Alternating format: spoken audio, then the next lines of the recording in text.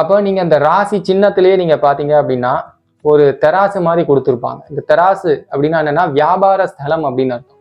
இந்த வியாபாரம்னா என்ன சார்? ஒருவர் இன்னொருவரை வந்து சந்திக்கிறது, இதுதான் வியாபாரம். பார்ட்னர் அப்படின்னு நம்ம சொல்றோம் இல்லையா, ஒருவர் இன்னொருவரோட கை கோக்குறது அப்படின்னு, ரெண்டு பேர் இணைகிறாங்க அப்படின்னு சொல்றோம் இல்லையா, அதுதான் இந்த ஏழாம். ஏழு அப்படிங்கிறது சரி சமம் அப்படின்னு அர்த்தம்.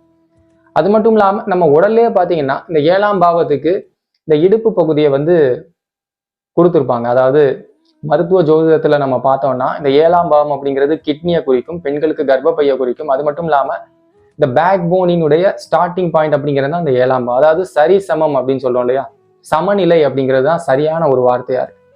இப்போ இந்த ஏழாம் வீடு அல்லது ஏழாம் பாவம் அப்படிங்கிறது சமநிலை, பார்ட்னர், ஒருவர் இன்னொருத்தரோட சந்திக்கிறது, அது மட்டும் இல்லாம சந்திச்சு பகிர்றது. இந்த 7 அப்படிங்கிறது பகிர்ந்து கொள்ளுதல் அப்படின்னு அர்த்தம். அப்போ எவ்வளவு